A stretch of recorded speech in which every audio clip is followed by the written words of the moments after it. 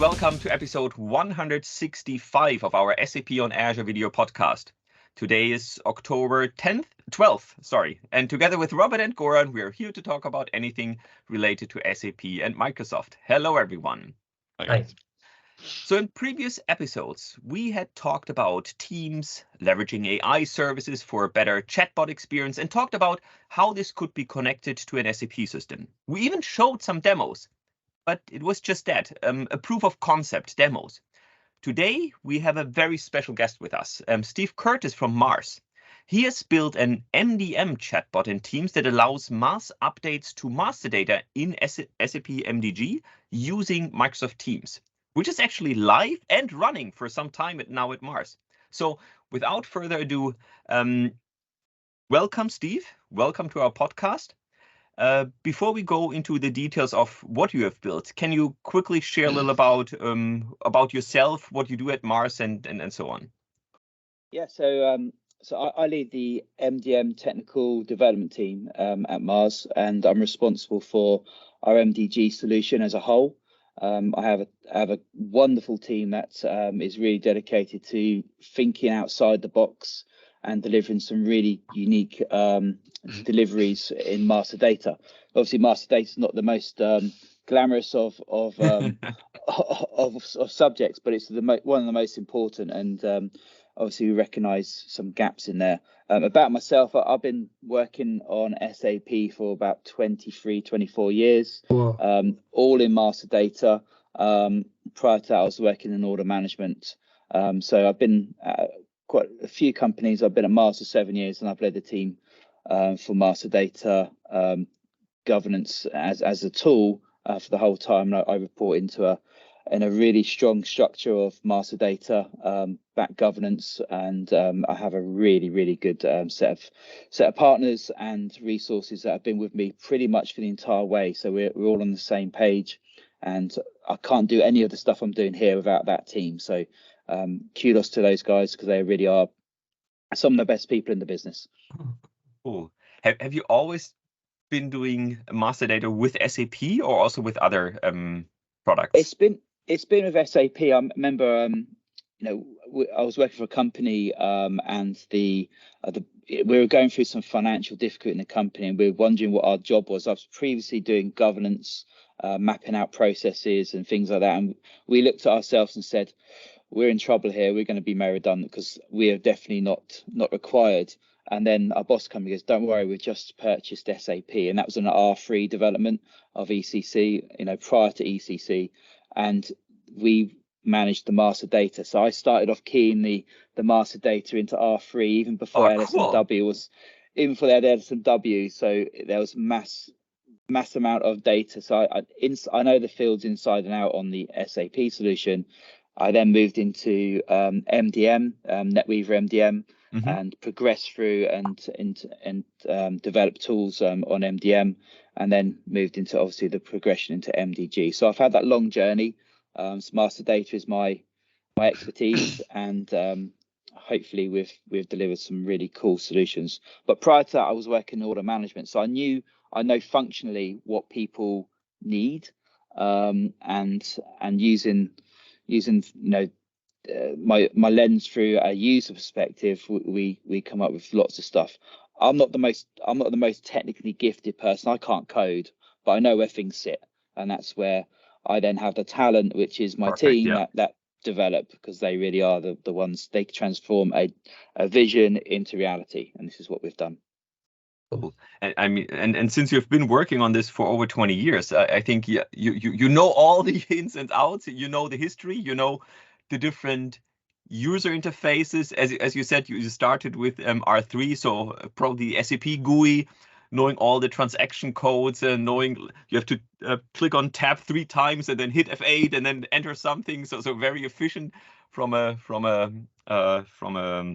not usability, I would say, but from a as a power user, very good. And that's the thing with SAP. I think you have to know what you're doing to get to what you want to do, and that takes some training. And this is probably one of our objectives on what we're doing for Chatbot is that our business users aren't necessarily as SAP fluent as they need to be to utilize the tools that SAP give us for mass change. And that makes it a huge burden on the teams that are SAP fluent. So our service team was being asked to do mass changes on a regular basis, and you'll see the numbers later.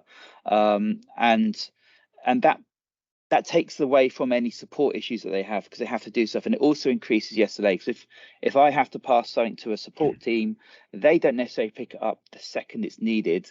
They have an SLA maybe 5-6 days before they even get to the task if they're busy, or the whole SLA is that sort of time. So these sorts of tasks should be pretty instant. And this is one of our when we looked at the problem, when we say when users aren't using the existing tools, we looked at it and said, well, hold on, you shouldn't need training to do that. Nobody needs training to place an Amazon order, for example. Mm-hmm. We can do stuff, but it's not like we're not intelligent on the computer to actually say, well, how do you show me how to do this on Amazon? How do I place an order, or things like that? It's intuitive. So we sort of looked at it and said, well, we need that sort of intuitive system that allows us to do what we need to do without having to train people. And so we took that as a principle, and we said, wouldn't it be cool if you can do this? And I think that was the aspect I think that grabs people. Wouldn't it be cool? And you don't really hear cool and master data in the same sentence, but we try to make it happen. Cool. So that was really the driver for your integration, that you were saying your users, they need training to work with the metadata. So how can we simplify this whole process? Absolutely, yeah. Because everything's in SAP field labels, and it doesn't necessarily make much sense to the basic user. To know what the CUN number, the CUNNR number is the customer number. That takes a little bit of knowledge, and all the other fields are labeled in acronyms, and they're German acronyms. Acronyms. They're not even business language in terms for most multinational companies. So you got to either know German, know the acronym for it, or you have to switch the labeling around in SAP, and the standard tools don't necessarily do that very easily. So it takes a little bit of working out.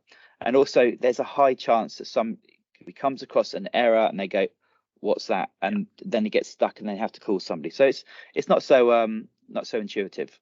So we fix that. Cool. So can you talk a little about what you have done and show us what you've done? Yeah, absolutely. Yeah, it's let me showing is the best way of understanding. So let me just make that happen straight away. So we're on MDG, which is Master Data Governance, and we have here, this is our Fiori landing page, and this is our test system. Our production system has nice M&M men on the tiles, and some nice pictures of Snickers bars and Mars bars and pet food and things like that. So this is our landing page. So we created this is where all the people from Master Data actually start their journey. This is how they log in. And we created a tile called Mass Maintenance. So what that does, it launches a team chat. So as you see here, and it's our chatbot chat. So if I say hello to it, it will recognize myself as the user, because Teams has an email address, and SAP on the user credentials has an email address. So we're easily able to go off to SAP and say, I'm logging in as Steve Curtis. What roles do I have? And it says, right, okay, this person has a role to use as chatbot, and it asks me a question. So what do I want to do? Do I want to generate a template, or do I want to upload an existing file? So if I had a predefined existing file, I'd just press upload existing file, and then be able to drop the file straight into the chat, and off it goes. But I have to get to that stage of having a file. So I want to generate a template. Now, this is where the difficulty is. So I have roles for customer, and this is what I'm actually doing here. So if I was to do this, I would have had to generate a file myself or for Fiori, but this is a dynamic. So I want to change some company code data in my customers. So I said, it's given me prompts what I want to do. Now, do I want to do greater than 50 or 50 or less? Now, if I want to do greater or 50, it'll ask me to drop an Excel file of the customer numbers into my chatbot. But for this demonstration, I'll do 50 or less. Okay, so I cut and paste. I have prepared earlier in good preparation a set of customer numbers. So these are my customer numbers for what I wanted to make a change on. So this makes calls to it. This is making an API call into MDG, and it said, so what type of field do you want to change? Now I'm already chosen company code, so I want to change something to do with payment terms, but I'm a user, I don't know what field it is, so I just type payment.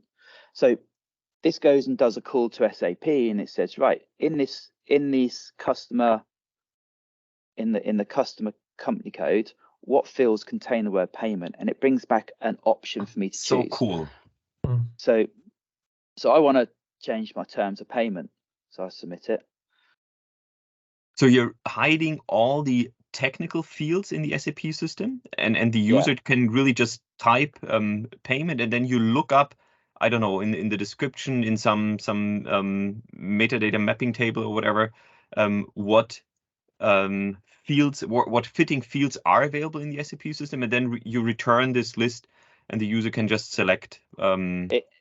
Exactly, yeah. It gives us that choice. So if I wasn't quite sure of what the field name was, if I type in terms of payment and it's, say I overtyped it and I spelt payment wrong, or it'll come back and say, well, I don't have that.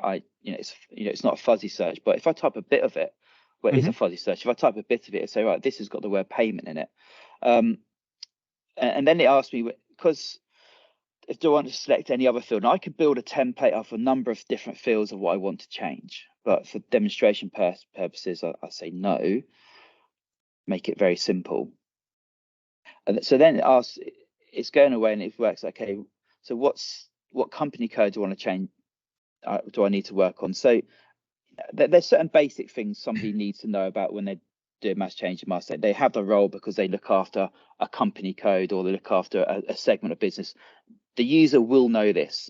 So I have a role for my company code 103 in my test system. So I've given it all the information I need. I want to change those customers, this field on this company code. So it's gone back to SAP and it is generated an Excel document, which is been generated here. And make sure this is the right one. Should be the right one, yeah. And then it opens up Excel, which I'll just drag from another screen, with the information that I just put in, the company code, and the pre-existing data in our SAP system that exists for this. So now I have the task. Well, what do I want to do? I need to change the payment term. So I want it all to be 1011. And then all I do is save that onto our desktop. Just to make sure I get to the right location. So I change that onto my desktop and I close the file. Okay, so then I return back to my chat. So, and it asks me when do you want to upload a file? Now, if I said later on, I can go and get a coffee, go for lunch, or do another task, then return back to it. I have my template on my desktop. And this goes back to that very first question: what do you want to do? Upload a system file to a template. Yeah, but I want to upload it now. So it's okay, and then it will ask me to upload the file. So I just click on the functionality already existing in Teams, and I pop that in. It uploads, and the good thing about Teams is I can upload documents, and that's one of the factors when we did our choice of solution, is that Teams allows you to upload documents. And I press go, and that's my mass change done to the point where the system has received my data, it's processing it, it's creating a change request. Now, if that field that I changed has governance, it will go through to the next stage of governance in MDG to have that third pair of eyes looking at the data and saying, yes, I agree and I approve. So what we've also done is that if we're doing a very small number, say 1, 2, or 3, we can actually return back the CR number directly to us in the Teams chat, and it'll say, your CR has been created. The CR number is 1, 2, 3, 4, 5. But because we've got slightly more records, over 15 seconds, it'll process. And then eventually I'll get an email that says, this is your CR has been created and the CR number is this. Or it will come back and saying your CR couldn't be processed because of this factor. It could be that a record was in use. It could be that I've entered a value that is incorrect or anything else. And then that is the task done for a user perspective. Now, if you think about it, this was previously taking an SLA of up to 5 days, and it was taking roughly around that sort of time. It wasn't very quick because you had to do lots of handovers. This was done, as you see, we started at, and I'm talking 8:12 in the morning, and now it's 8:16, and I've done the whole task whilst explaining what I had to do. But it didn't take you didn't need any specialist knowledge to do this, and it enabled us to go forward. We also added in things like tell me a joke, and it will then hopefully, if it's in a good mood, come back with no, it's not. Sometimes it does. It tells you a joke, but it's a master data related joke. We've managed to search on the chatbot GPT and say, give me a list of master data jokes, and it comes back with master data jokes. So, if I don't want to start a request, it says, thanks, have a great day, goodbye. And that's our interaction with our chatbot. And we've done this for customer, we've done it for finance, we've done it for materials, and we've done it for our own tool, which is called Go Compare, where we have data that we put into the chatbot, and we say, I want to compare these customers, and I want to compare their customer name or various other fields across our landscape and all our ERPs.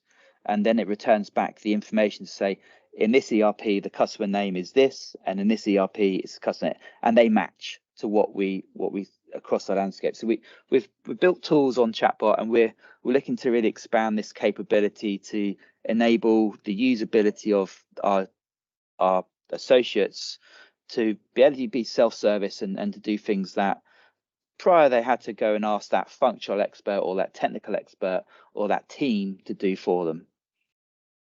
Yeah, and Steve, how did pretty cool. How did the customer do this in the past, and what do they say now? What's the difference? So there's some customers, as in my customers, the employees of Mars, that some of them used Fiori Mass Change, and they struggle through it. It's not as quick, and they were able to struggle through because they had the expertise. Most other people didn't even bother. They filled out a template very similar to what I just generated and said, could you upload this for me? And then that technical person had to take their version of their template, put it into a format of a template that is usable by either Fiori Mass or HANA Cloud Cockpit or even NWBC Mass Change, and then do that for them. Whereas now they just log in and just do the task. And in terms of figures, it's we've got a Power BI report that goes straight to the user data, and it shows exactly how many tasks have been done over the period. So if you look here, general ledger, 327 changes in general ledger using chatbot. We got what's this? This is cost center, 234. You see, finance, a big user, customer, 245. But if you think about this was taken at least a day prior, up to 5 days, and now we're doing it instantly, and that's remarkable. And the figures, we're only halfway through October, but since its conception, it's very early conception in May when we went live.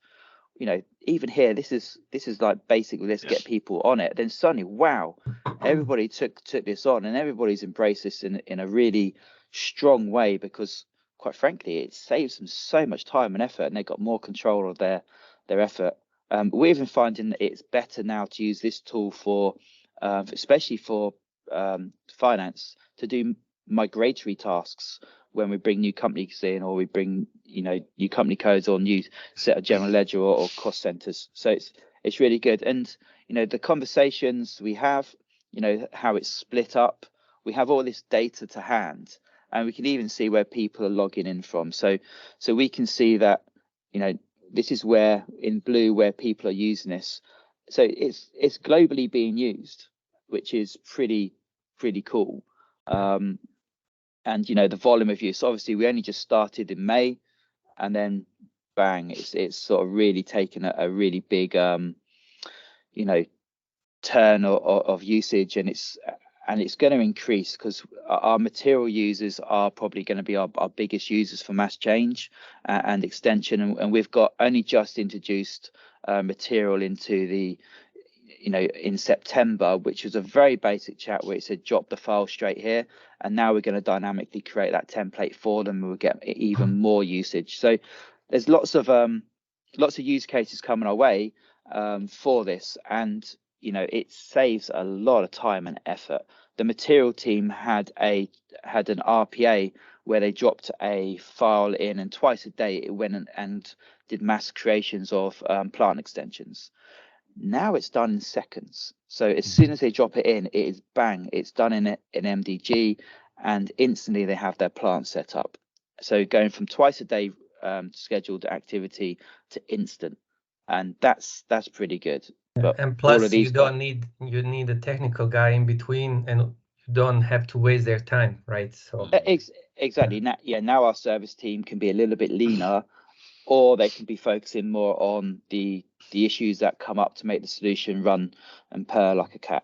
So this is where we're trying to go to. Let's add proper value to the user by allowing them to do something very easily, which previously was very difficult. So usability is right at the forefront of our thinking, and it was really good. So the teams that worked on this, we had our Cognizant team did a lot of the chatbot build.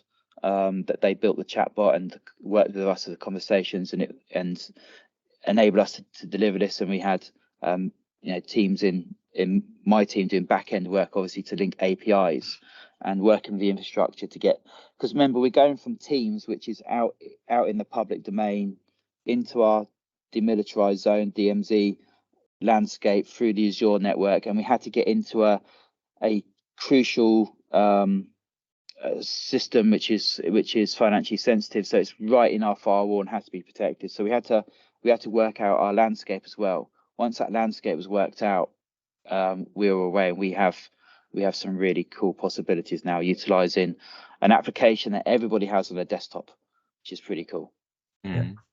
One question, you probably test that and probably figure out why not to go in that direction, but did you test maybe option that you don't use Excel at all, so that you really go using chat and say, hey, change this, change that? Is there any reason why you use Excel, not really full communication in a Teams chat, and just fill the gaps and fill the created the requests? Yeah, so we have that for our Go Compare, where we don't use Excel in any way, shape, or form. The reason why we didn't is because there's so many different permutations of data, and on screen, so if I wanted to return back that template, so that the template that I wanted to return back, it is I'm just going to bring it back up for you so you can see. Now, I get given the information in advance, so I can actually see it. If I want to do 5, 6, 7 different fields on screen, that would be just super confusing and cluttered. So again, I don't need to teach people how to use Excel. Maybe some functions in Excel that people don't understand, but I pretty much, since if you can turn on the PC, if you don't know how to use Microsoft tools now, given where we are with it, then we're in trouble. So I'm able to see, and of course I can also make the decision to say, hold on, that data is actually correct already. I don't need to do my change, or only one of these needs to change. So then I can make the change accordingly. So, you know, if this has got loads of different data on screen, it's a little bit difficult, because that I might as well open up the application and see it. Then it becomes cumbersome. So keeping it simple is the key thing, and making it so that, you know, we fight so hard to get people off Excel. Sometimes you just need to say, do you know what? Let's allow that to happen here. It helps us. Okay, thank you. So Steve, if I make some errors here, if I put in some text instead of numbers in this Excel, and I upload it, how would that behave in Teams? So in Teams, Teams will allow it, because Teams doesn't have that term. So it's in the Excels, but the API calls that go to our MDG solution will say, I received this information, it's incorrect. And it will return back a message in 15 seconds. So look, your CR has not been successful. Or it will send back an email in the time it takes to process. And, you know, hopefully, yeah, here we go. I have my chatbot. I've got error here because I think what I've been doing is using the same values time and time again. So I have an error message that pops up: tax indicator for country SI, nice, and tax code M that is missing, and that's just on one customer. So my CR has been created here, but one record failed. So I know what my CR is. I know that I also have errors, but the error log was super clear and concise. Yeah, and that's the gap with SAP, because this will appear on the error messages in Fury, and people will say, what does that mean? But they can say, okay, I understand. So now they can go back into their system individually and say, okay, I need to correct this value, and at the same time they can make that singular change. But you know, potentially they might need to go back to the technical team and say, I have an issue on my data here, I need some help. But yeah, exactly. the other records pass, and generally things should pass if the data. Remember, I'm in a test system, so there's going to be, you know, issues in terms of extending plants and countries and what have you, and causing things like this. But at least it's clear and concise, and that's a really good feature. So I have a message to say that it's been successful, and the one that wasn't successful, I clearly know which one that is, which makes a great user experience. I'm glad I actually got a fail, because it shows the systems validating, and it shows that there's also, you know, a plus and minus to when you load data, and this is where it says that things are wrong, you need to correct it. But for me, that's a massive plus for the user. They don't wonder why that didn't happen. They now have clear information, and the rest of the data flows through and completes, which is fantastic. No, absolutely. And I mean, what I also like is this is not a demo, right? I mean, we just saw you have been running this since May, so you clearly see the user adoption. Yeah. You have the users' feedback, and I think one thing that you mentioned in the very beginning is that before this, there were also a lot of tickets. So I wanted to update some information. So first of all, I needed an expert that would help me to upload this whole information. So there's a longer delay in getting these changes done in the SAP system. But I think there were also then some errors from time to time where I needed to create a ticket to help me out. And here I get immediate feedback. I get immediately, I'm in control. Yeah, well, take the example we just did. There's one that's wrong. So the service team have to say, oh, you know, 6 made it, but the 7th one didn't. What do you want me to do on that one? That's then a communication path that goes back and forth. It no longer goes back and forth. It is now with the user to, okay, I need to do that. Not a problem. So again, we're saving time even when it goes wrong. And, you know, sometimes when there's a user submits a request to service team, it's not crystal clear what they want, because they've got to articulate it in a way. So it cuts out all of that, to and fro in, but also it gives the result in 4 minutes as opposed to 5 days. Yeah. Now, that's a win. Yeah, That's a huge win. Yeah. Oh, cool. I think this is really, really fantastic. So, what's next? I mean, you already talked about additional areas that you want to enable. Yeah. You showed us this. Yeah. No, sorry.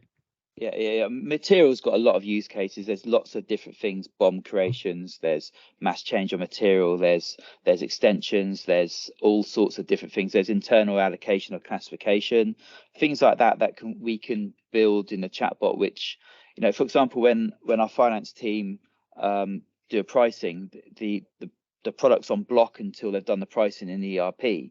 Well, we can give them a tool to then say, okay, now you can release this value in MDG, which then takes the blocking off, and we can give that to them, and that will then save days of that material being blocked. If there's lots of them, they can do it instantly. So as soon as the pricing is done, we can do the unblock in one hit.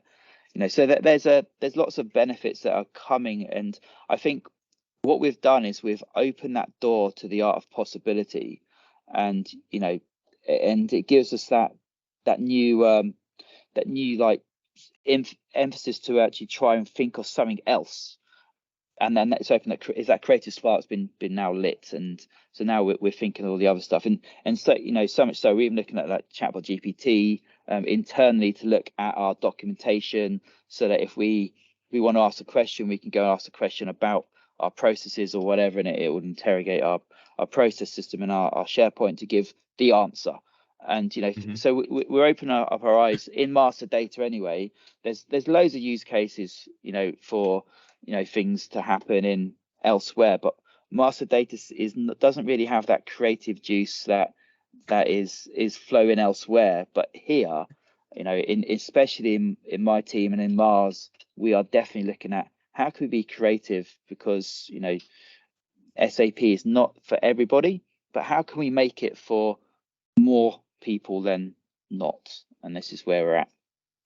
I mean, you already had this tell me a joke functionality embedded. So I think that's already making MDM a little more fun. Yeah, exactly. It's one of these hidden Easter eggs that not a lot of people know about, but it's one of these things. It might play the game now, because I've progressed my so say goodbye. And if I ask it to tell me a joke. Oh, you first need to do the work. So first update with some data, and then you can get a joke. Yeah. Why did the tomato turn red? Because it saw the salad dressing. Think, little things like this is, it's not needed, but why not? We can do it. Why not? We've also put in, little things about, bad language and what have you, and it responds quite nicely to if anybody's being abusive to our chat box. Nobody wants that in the workplace. So we have things, and as you see, I have options to do custom material, go compare. It's read my roles, and it allows us to do these different options. But it is all fully security compliant. It looks at the roles in MDG, gives you the access that you're allowed to do, and then it goes by the governance. So got governance, process, speed, everything we need to have.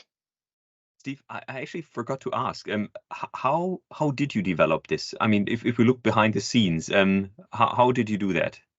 Well, okay, so it took an idea. So I had the idea of using the chatbot for mass load and put it through, and then we took it to our partners. We had a competitive bid on it, and Cognizant came back with a Teams chat, which was pretty much exactly how we had it here. The real art is making that conversation correct. So in the chatbot, the conversational chatbot, I likened it to, I don't know if you're younger, you had a book where you got to the end of the page and it said to turn left, go to page 5, yes. Turn right, go to page 17. And that's what I want, is that you have choices when you do an exercise here. What do you want to do? And if you press a button, it then takes you down another path.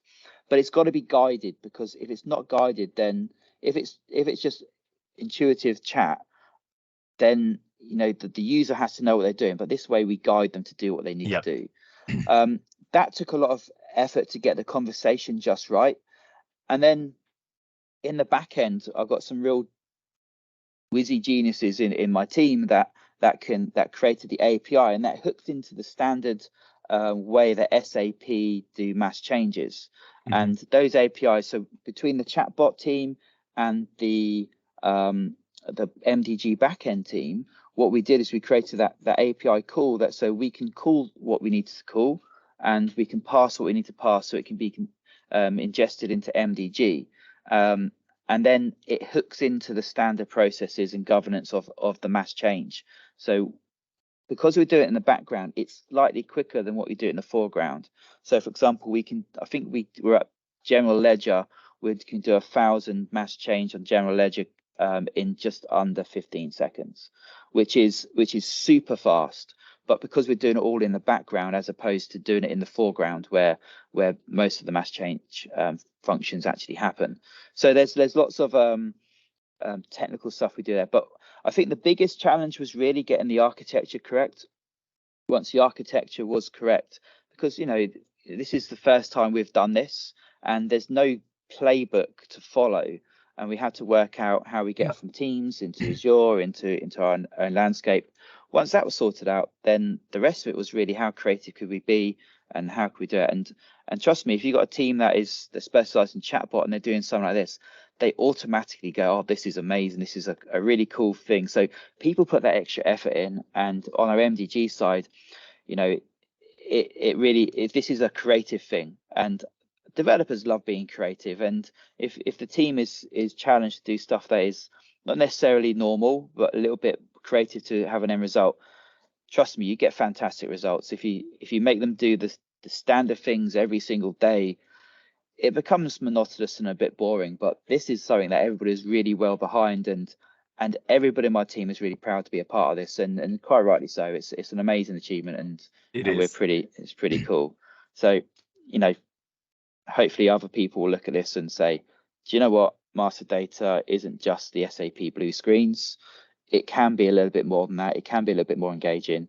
And maybe SAP should take a look at this and say, oh, we should build this as part of our solution. This is a good offering. This is cool. Yeah.